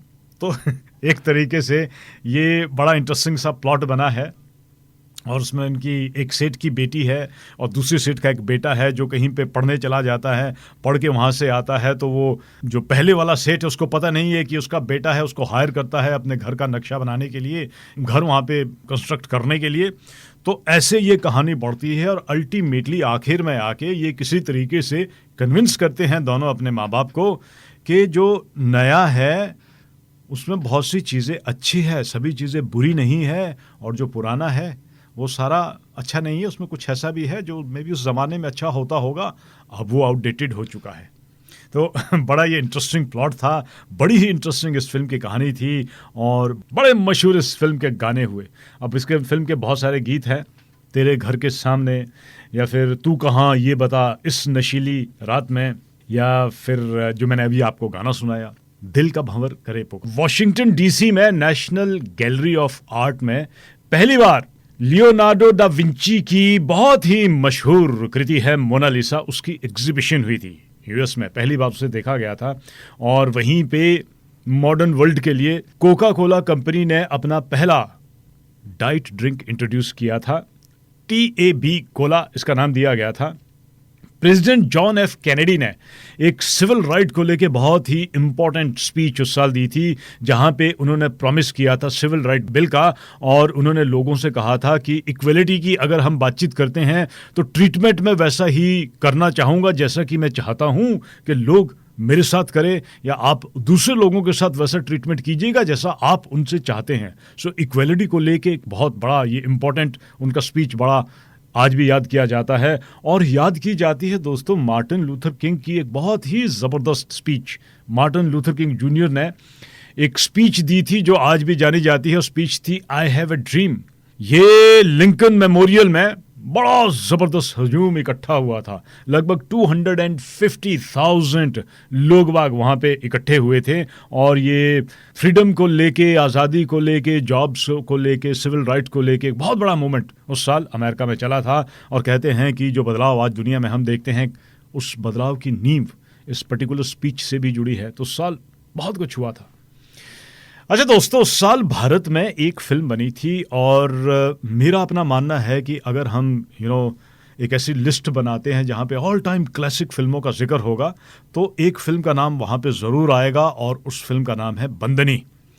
बिमल रॉय ने उस फिल्म को बनाया था। और अगर हम कमर्शियल सक्सेस इस फिल्म की बातचीत करते हैं, उस साल 82 फिल्में बनी थी, लेकिन जो 10 सबसे बढ़िया फिल्में बॉक्स ऑफिस पे पसंद की गई थी, 10वें नंबर पर आई थी ये फिल्म बंदनी। एक ऐसी महिला की कहानी, उस ज़माने में महिलाओं को लेकर इतनी फिल्में नहीं बनती थी, लेकिन एक्चुअल में ये पूरी की पूरी कहानी एक महिला पे लिखी गई थी। और कहानी है प्यार की, कहानी है नफ़रत की, कहानी है सेक्रीफाइस की। ये जो हमारे स्ट्रॉन्ग इमोशन होते हैं ना, इस फिल्म के अंदर दिखाए गए थे।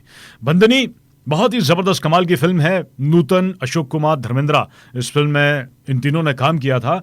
और ये एक्चुअल में एक बंगाल की एक नॉवल है तामसी, उस पर ये आधारित है। चारूचंद्र चक्रवर्ती की एक नॉवल थी और चारूचंद्र चक्रवर्ती के बारे में जाना जाता है कि जेल में एक सुप्रिटेंडेंट हुआ करते थे और अलग अलग अपने करियर के दौरान उन्होंने जेल में जो कुछ देखा, जो कुछ महसूस किया, उसी पे ये फिक्शनल कहानियाँ जो थे वो लिखते थे। उनकी बहुत ही कमाल की ये कहानी है बंदनी, जो कि कहानी है एक महिला की और कहानी भी आपको लिए चलती है आज़ादी से पहले भारत में। इसमें ये बंदनी का मतलब होता है बंधी हुई या जो जेल में है, एक ऐसी महिला, उसे बंदनी कहा जाता है।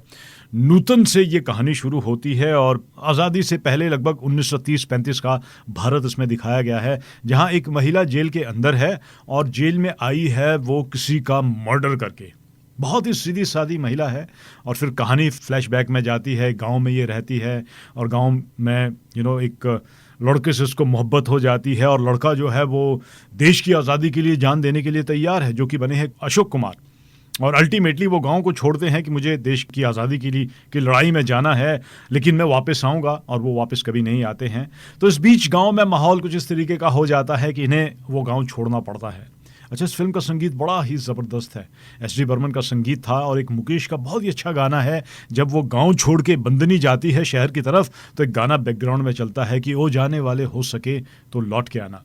शहर में जाती है और शहर में जहाँ काम धाम करती है एक महिला की, वो देखभाल करती है, तो पता चलता है कि ये महिला जो है एक्चुअल में उनका जो लवर था गाँव में, ये उसकी वाइफ है।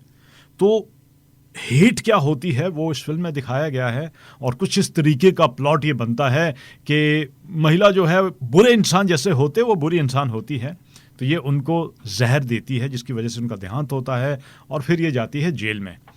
तो जेल के अंदर एक और इसकी कहानी बढ़ती है, जहाँ पे धर्मेंद्र, जो कि एक जेल के डॉक्टर होते हैं, वो लोगों से मिलने वहाँ पे आते हैं और इस बीच इन्हें नूतन से बड़ी सहानुभूति होती है और सहानुभूति प्यार में भी बदल जाती है।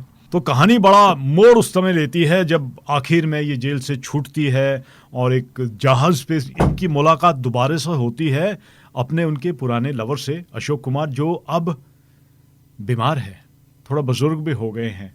और इन्हें अपने प्यार के बीच में, धर्मेंद्र के बीच में और जो रिस्पॉन्सिबिलिटी होती है उनके बीच में ये जूझती है पूरा का पूरा। फिल्म में एक्चुअल में ये दिखाया गया है। अब ये जो अशोक कुमार है जिसने अपनी पूरी ज़िंदगी देश के लिए दे दी थी और अब वो भारत आज़ाद हो चुका है, लेकिन अभी वो इस पोजीशन में है कि उन्हें हेल्प की ज़रूरत है, बीमार वो हो चुके हैं। और बंदनी ये डिसाइड करती है कि मुझे अशोक कुमार के साथ रहना है, उनकी देखभाल करनी है, और वो धर्मेंद्र को छोड़ देती है। इस फिल्म की जो कहानी है बड़ी ही कमाल की है, आपको बड़े इसमें उतार चढ़ाव भी नज़र आते, संगीत बहुत ही ज़बरदस्त बना है और शायद हिंदी फिल्म इंडस्ट्री में एकमात्र ये फिल्म होगी या बहुत कम ऐसी फिल्में हैं जो आखिर में गाने पे ख़त्म होती है। इस फिल्म का जो आखिर में गाना है वो गाना है मोरे साजन है उस पार मैं इस पार, ले चल माझी अब की बार ले चल पार। तो वो जो असमंजस है कि उनका प्यार जो है, जो कुछ भी था धर्मेंद्र के साथ, वो यहाँ पे रह जाता है, लेकिन अपने साजन के साथ वो उस पार चली जाती है। ज़िंदगी को अलग अलग तरीके से इस फिल्म में दिखाया गया है। बहुत ही कमाल के इस फिल्म के गाने थे। एस.डी. बर्मन ने खुद ही उस गाने को गाया था और इस फिल्म से हिंदी फिल्म इंडस्ट्री को एक बड़ा कमाल का लिरिसिस्ट भी मिला था। गुलजार ने अपनी ज़िंदगी का, करियर का पहला गाना बंदनी में लिखा था। लता जी की आवाज़ में आइए दोस्तों, गुलजार साहब का लिखा पहला गीत मैं आपको सुनाता हूँ। मोरा गोरा अंग ले ले, मोहे शाम रंग दे दे, छुप जाऊंगी रात ही में, मोहे पी का संग दे दे।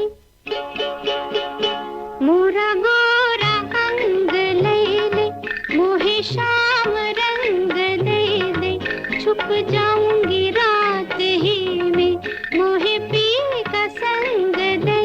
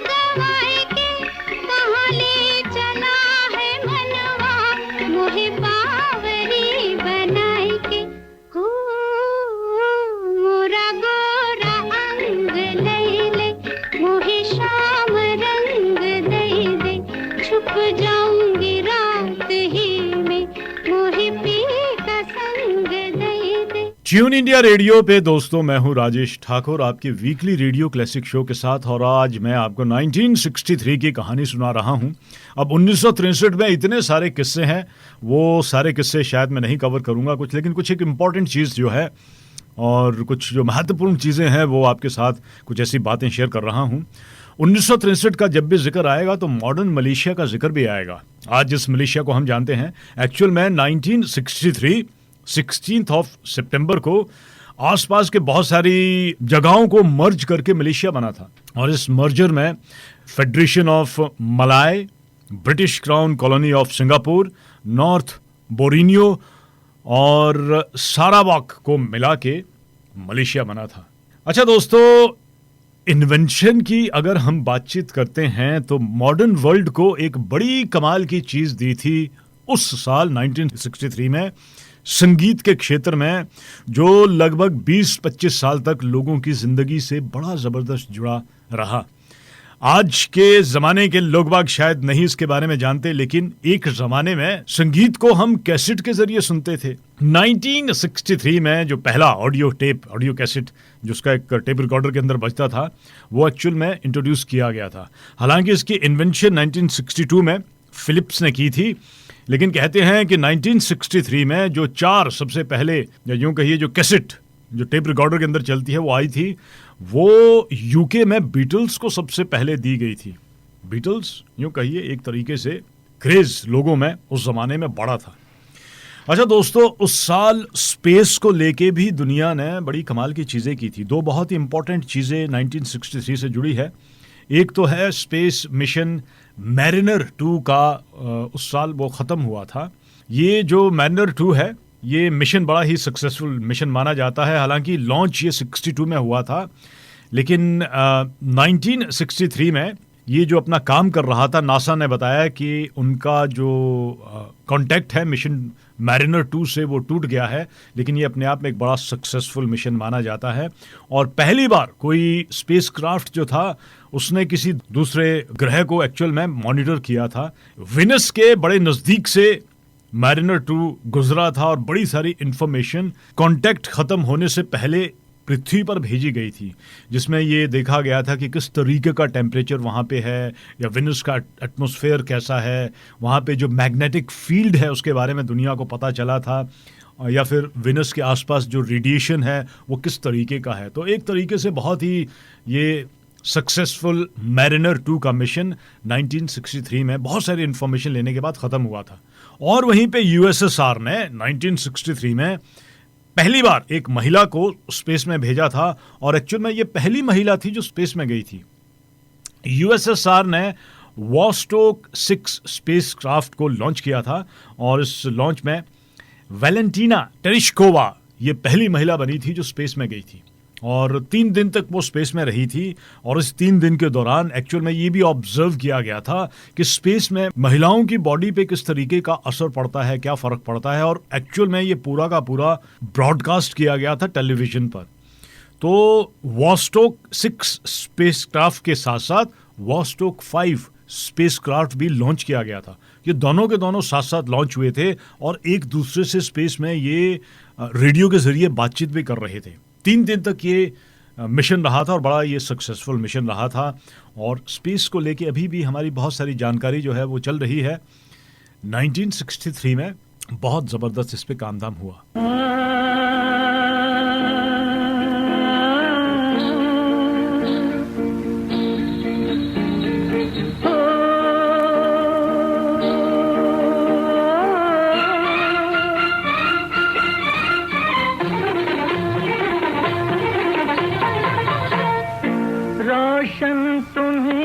दुनिया रौनक तुम्ही जहाँ की, फूलों में बढ़ने वाली रानी हो गुलसिता की।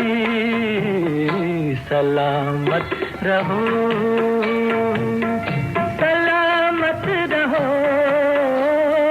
रोशन तुम्ही से दुनिया, रौनक तुम्ही जहाँ की, फूलों में पड़ने वाली रानी हो गुलसिता की।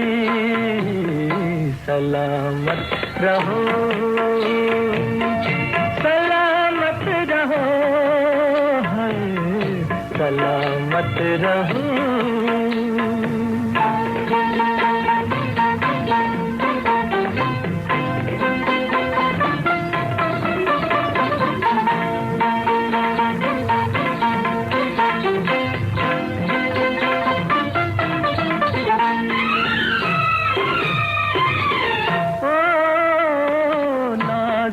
हो नाज से भी तुम प्यार से भी प्यारे, नाजुक हो नाज से भी तुम प्यार से भी प्यारी, तुम हुस्न से हंसी हो, क्या बात है तुम्हारी, क्या बात है तुम्हारी, आँखों में दो जहां है, मालिक हो दो जहां की, सलामत रहो,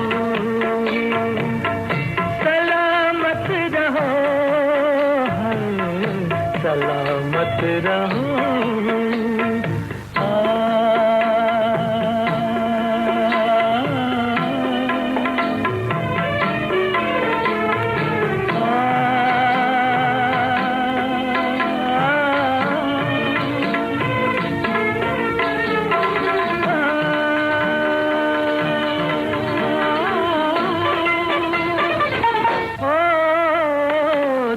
चाहे टूट जाए मेरे दिल से यूं ही खेलो, दिल चाहे टूट जाए मेरे दिल से यूं ही खेलो, जीती रहो यूं ही तुम, मेरी भी उम्र ले लो, मेरी भी उम्र ले लो, किस दिन दुआ न मांगी हमने तुम्हारी जाके, सलामत रहो, सलामत रहो,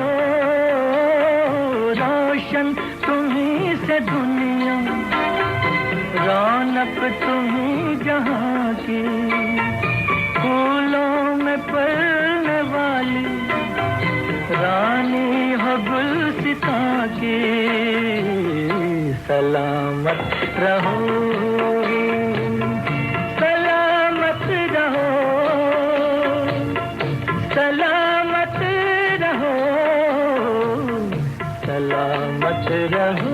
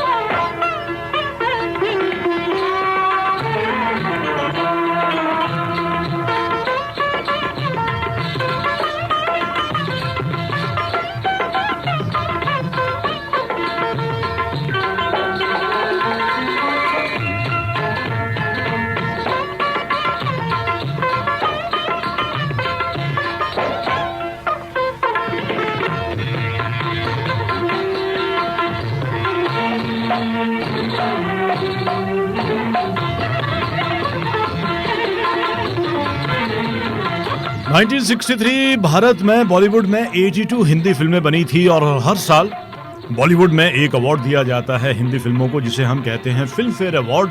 तो 1963 में जो अवार्ड दिए गए थे, आइए जरा उस पर भी एक नजर दौड़ाते हैं कौन कौन सी फिल्में हैं जो लोगों को बड़ी पसंद आई थी। वैसे उस साल जो 10वीं सबसे बड़ी फिल्म थी बॉक्स ऑफिस पे कमर्शियली, फिल्म का नाम था बंदनी।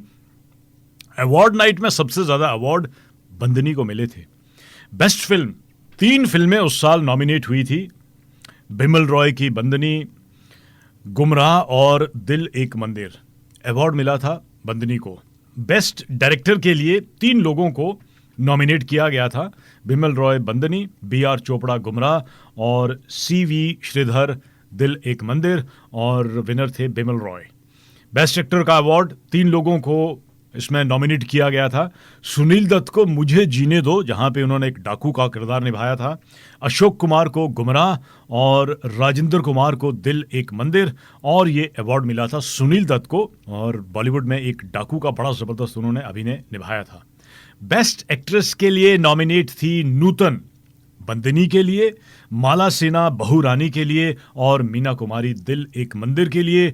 अवार्ड मिला था नूतन को फिल्म बंदनी के लिए।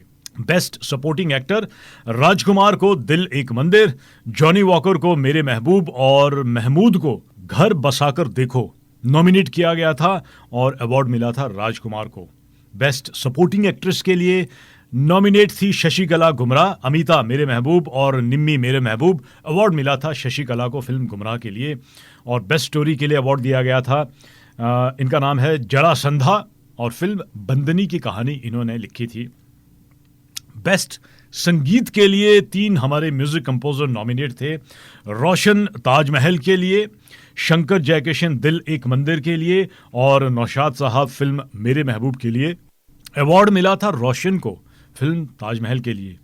और सबसे अच्छे गीत लिखने के लिए जो नॉमिनेट थे, साहिर लुधियानवी को नॉमिनेट किया गया था। जो वादा किया वो निभाना पड़ेगा, फिल्म का नाम ताजमहल, साहिर लुधियानवी को नॉमिनेट किया गया था। चलो एक बार फिर से अजनबी बन जाएं हम दोनों फिल्म गुमराह के लिए, और शकील साहब को नॉमिनेट किया गया था मेरे महबूब तुझे मेरी मोहब्बत की कसम, फिल्म मेरे महबूब का ये गाना। और अवार्ड मिला था साहिर लुधियानवी को, गाना लिखा था जो वादा किया वो निभाना पड़ेगा।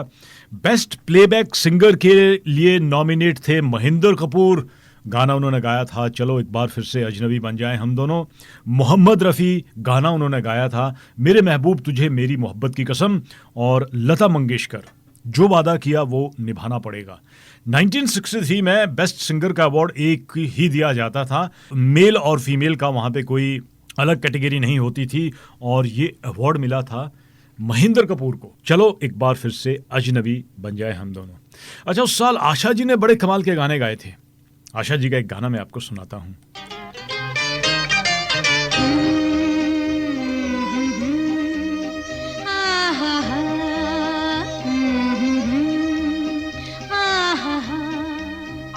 आँखों से जो उतरी है दिल में, आँखों से जो उतरी है दिल में, तस्वीर है एक अनजाने की, खुद ढूंढ रही है शम्मा जिसे, क्या बात है उस परवाने की, आँखों से जो उतरी है दिल में।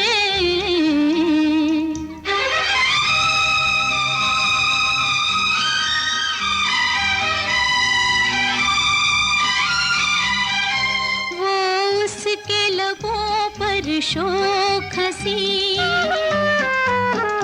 वो उसके लबों पर शोख हंसी, रंगीन शरारत आँखों में, सांसों में मोहब्बत की खुशबू, वो प्यार की धड़कन बातों में, दुनिया मेरी बदल गई,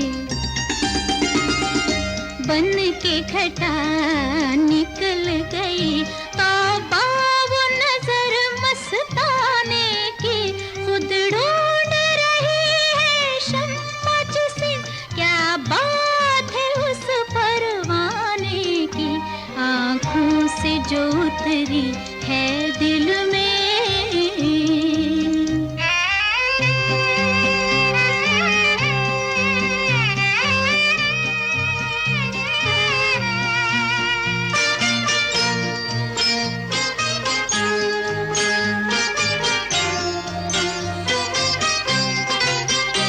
अंदाज उसके आने का,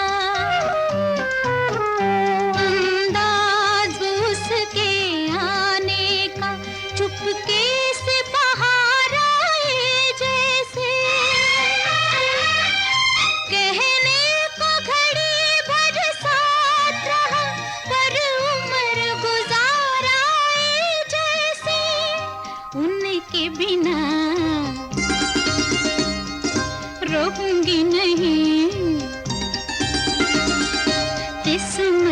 से अब जो कहीं मिल जाए खबर दीवाने की, खुद ढूंढ रही है शम्मा जिसे, क्या बात है उस परवाने की, आँखों से जो उतरी है दिल में। मजरू साहब ने इस गाने को लिखा है, ओपी नैयर का संगीत है, आशा भोसले की आवाज, और फिल्म का नाम फिर वही दिल लाया हूं। 1963 में, जहां पे बॉलीवुड में एक नहीं बल्कि 2 फिल्में ऐसी थी जो डाकुओं की जिंदगी पे बनी थी और लोगों ने उन फिल्मों को बड़ा पसंद किया था। वहीं पे 1963 में एक महिला का जन्म हुआ जो आगे आने वाली जिंदगी में एक बहुत बड़ी डाकू भी बनी और पॉलिटिशियन भी बनी। 10 अगस्त 1963 फूलन देवी का जन्म हुआ था। अच्छा, उस साल और जो लोग बाग है जिनका जन्म हुआ है, जिनका कंट्रीब्यूशन बड़ा जबरदस्त है, उनमें जावेद जाफरी जो एक एक्टर है, गोविंदा एक बहुत ही जाने माने एक्टर और पॉलिटिशियन, विजय सिंह ये फिजी के रहने वाले और बड़े कमाल के गोल्फर है, एंथनी अल्बेनीजी ऑस्ट्रेलिया के बड़े जाने माने पॉलिटिशियन, एली मैकफर्सन मॉडल है, Johnny Depp American actor, Helen Hunt American actress और ब्रैड पिट अमेरिका के बहुत बड़े एक्टर है। ये कुछ एक शख्सियत, कुछ एक ऐसी पर्सनैलिटी जिनका जन्म 1963 में हुआ। और 1963 में ऐसे 5 गाने जो रेडियो पे लोगों को सबसे ज़्यादा पसंद आए, और बिनाका गीतमाला में एक ये प्रोग्राम भारत में आता था जहाँ पे बहुत मशहूर गाने जो उस साल हुए थे। नंबर 1 गाना उस साल रहा था, गाना था जो वादा किया वो निभाना पड़ेगा। मोहम्मद रफ़ी और लता मंगेशकर की आवाज़ में, रोशन का संगीत, साहिर लुधियानवी ने इस गाने को लिखा था। फिल्म का नाम ताजमहल। दूसरे नंबर पर जो गीत सबसे ज़्यादा पसंद उस साल किया गया था वो था दिल एक मंदिर है प्यार की जिसमें होती है पूजा। सुमन कल्याणपुर और मोहम्मद रफ़ी ने इस गाने को गाया था। शंकर जयकिशन का संगीत, हसरत जयपुरी ने इस गाने को लिखा और फिल्म का नाम था दिल एक मंदिर। तीसरे नंबर पर जो गाना बहुत ज़्यादा उस साल पसंद किया गया वो गाना था इन हवाओं में इन फिजाओं में तुझको मेरा प्यार पुकारे। आशा भोसले, महेंद्र कपूर की आवाज़, रवि ने संगीत दिया था, साहिर लुधियानवी ने गाना लिखा था। फिल्म का नाम गुमराह। चौथे नंबर पर जो गाना उस साल लोगों ने बड़ा पसंद किया वो गीत था चलो एक बार फिर से अजनबी बन जाएं हम दोनों। महेंद्र कपूर ने इस गाने को गाया था, रवि का संगीत, साहिर का लिखा हुआ। फिल्म का नाम गुमराह। और 5वें नंबर पर जो गीत उस साल सबसे ज़्यादा पसंद किया गया था वो गाना था आवाज़ दे के हमें तुम बुला लो। मोहम्मद रफ़ी और लता मंगेशकर की आवाज़, शंकर जयकिशन का संगीत, हसरत जयपुरी ने इस गाने को लिखा और फिल्म का नाम प्रोफेसर। दोस्तों, इसी के साथ स्टूडियो की घड़ी के मुताबिक हमारा यहाँ से जाने का समय हुआ जा रहा है। जाते जाते नई फिल्म आई थी, फिल्म का नाम था भरोसा, और इस फिल्म का एक गाना है आज की मुलाकात बस इतनी। फिर कभी फुर्सत में आपसे मुलाकात करेंगे और इस वादे के साथ कि पुराने गानों का शो, पुरानी बातों का शो फिर लेके आऊँगा। तब तक के लिए नमस्कार।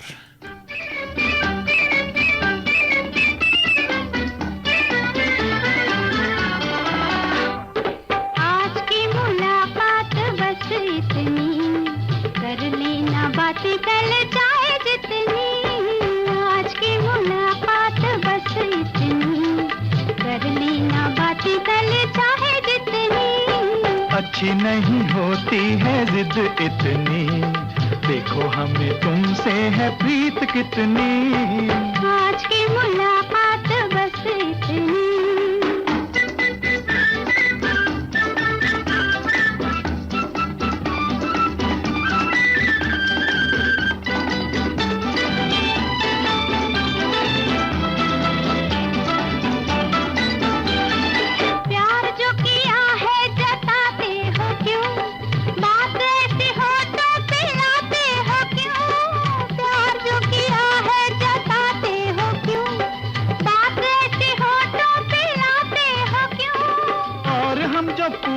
सताते हो क्यों, अभी अभी आए अब जाते हो क्यों।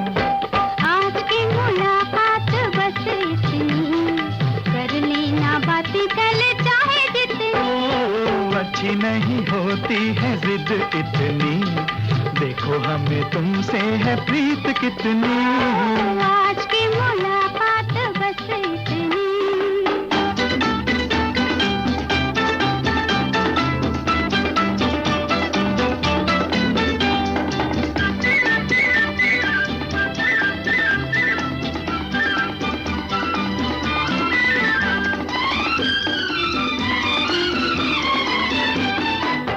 कभी कभी ऐसे भी आया करो, चांद निकले तो घर जाया करो।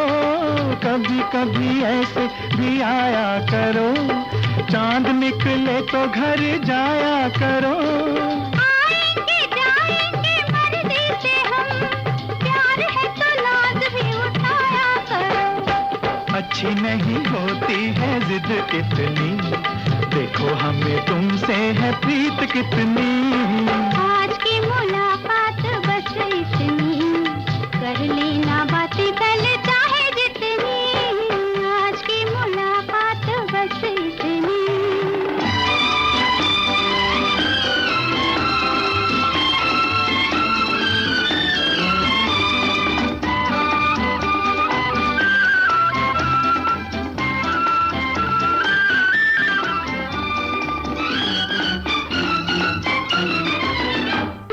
ठहरो मैं दिल को संभालूं जरा, पलकों में तुमको छुपा लूं जरा। ठहरो मैं दिल को संभालूं जरा, पलकों में तुमको छुपा लूं जरा। समझे ना अब तक मोहब्बत है क्या, आओ तुम्हें ये भी समझा दूं जरा। अच्छी नहीं होती है जिद इतनी, देखो हमें तुमसे है प्रीत कितनी। आज की मुलाकात बस इतनी, कर लेना बातें कल